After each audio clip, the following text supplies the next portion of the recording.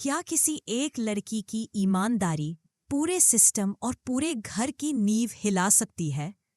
कहानी शुरू होती है अहाना की जिंदगी के एक बेहद अहम दिन से। सुबह की हल्की धूप, ऑफिस की ऊंची इमारत और गेट के सामने खड़ी अहाना। चेहरा शांत, चाल में भरोसा। यह सिर्फ नौकरी का पहला दिन नहीं था, यह उस लड़ाई की शुरुआत थी जिसे अहाना ने दिल से चुना था। जैसे ही वह ऑफिस के गेट के अंदर कदम रखती है, उसे महसूस हो जाता है कि यहाँ हवा भारी है। फाइलों की गंध, झूठी मुस्कानें और समझौते की चुप्पी हर तरफ फैली हुई है। ऑफिस के अंदर सीनियर अधिकारी आराम से कुर्सी पर टिके हुए कहते हैं, अहाना जी, यहाँ सिस्टम थोड़ा एडजस्टमेंट से चलता है। आसपास बैठे लोग हल्की मुस्कान के साथ इशारा करते हैं, जैसे समझा रहे हो कि ज्यादा सच्चाई यहाँ ठीक नहीं मानी जाती। अहाना बिना हिचक सीधे जवाब देती है, मैं एडजस्टमेंट करने नहीं आई हूँ, मैं इंसाफ के लिए आई हूँ। और जहाँ सच को चुप कराया जाता है, वही मेरी जिम्मेदारी शुरू होती है। पूरा ऑफिस सन्नाटे में डूब जाता है। बॉस की बनावटी मुस्कान धीरे धीरे गायब हो जाती है। हीरो बनने की जरूरत नहीं है मैडम, वह ताना मारते हैं। अहाना फाइल बंद करते हुए शांत लेकिन मजबूत आवाज में कहती है, हीरो मैं नहीं, मेरी कुर्सी का फर्ज है। और उसी पल तय हो जाता है कि अब अहाना के लिए रास्ता आसान नहीं रहेगा। उधर बड़े घर में तूफान पहले से ही उठ चुका था। ठाकुर जी अपने कमरे में गुस्से में चक्कर काट रही थी। अहाना की कही बात बार बार उनके कानों में गूंज रही थी, एक दिन इस घर की बहुएं और दीदी भी काम करेंगी। बकवास। गुस्से में ठाकुर जी तकिया जमीन पर पटक देती हैं। यह लड़की इस घर को फैक्ट्री बनाना चाहती है। थक कर वह बिस्तर पर लेटती हैं और आंखें बंद होते ही एक अजीब सा सपना शुरू हो जाता है। सुबह का समय, बड़े घर का आंगन। ठाकुर जी के हाथ में झाड़ू है, फर्श पर पोछा लगाते हुए पसीने से तर।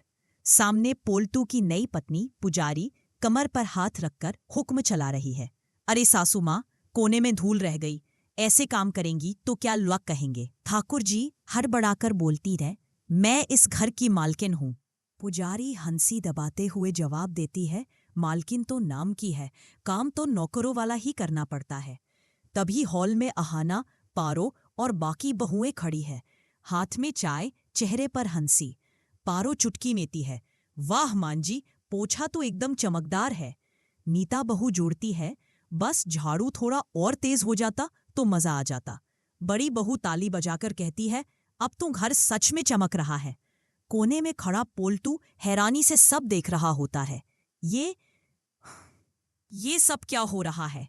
तभी पुजारी तेज आवाज में कहती है, पोल्टू, खड़े खड़े क्या देख रहे हो, अपनी माँ से बर्तन भी धुलवा लो। पूरा घर तहाकों से गूंज उठता है। ठाकुर जी पसीने से भीग जाता है। नहीं, ये सपना है, सिर्फ सपना। अचानक उनकी आंख खुल जाती है, सांस तेज, चेहरा सफेद। शुक्र है भगवान, सपना था। अगले ही पल उनके मन में डर बैठ जाता है, अगर अगर ये सपना सच बन गया तो। अहाना का चेहरा उनकी आंखों के सामने घूम जाता है।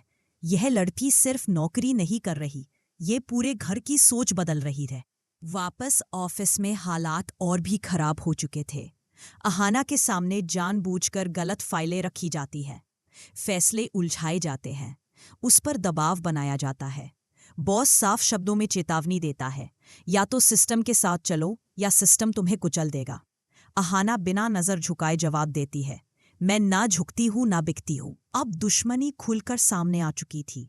उधर बड़े घर में नई साजिश की तैयारी शुरू हो जाती है। ठाकुर जी पोल्टू को बुलाती है, आंखों में गुस्सा, आवाज में जहर। अहाना को रोकना होगा, वरना आज सपना है, कल सच बन जाएगा। पोल्टू दांत पीसते हुए कहता है, इस बार मैं उसे ऑफिस में घेरूंगा, उसकी कुर्सी ही उसके खिलाफ इस्तेमाल होगी। ठाकुर जी गहरी सांस लेती है, याद रखना, ये लड़की सिर्फ बहू नहीं, तूफान है। कहानी अब दो मोर्चों पर चल रही है। एक तरफ अहाना, जो करप्ट सिस्टम से अकेली भिड़ी हुई है। दूसरी तरफ बड़ा घर, जहां सपने भी अब डर पैदा करने लगे हैं। और बीच में पारो और बाकी बहुएं, जो धीरे धीरे समझ रही है कि अगर अहाना जीत गई तो उनकी जिंदगी भी बदल सकती है। अब सवाल वही है, क्या अहाना ऑफिस के गंदे सिस्टम को तोड़ पाएगी? क्या ठाकुर जी का डर सिर्फ सपना ही रहेगा या वो सच बनकर सामने आएगा? और क्या पोल्टू की नई साजिश अहाना को उसकी कुर्सी से गिरा पाएगी? अगले एपिसोड में होगा असली धमाका। आप बताइए, आप क्या चाहते हैं? सपना सच बने या सच सपना ही रह जाए? कमेंट में अपनी राय जरूर लिखिए और हमारे चैनल टेली साजिश को सब्सक्राइब करना मत भूलिए।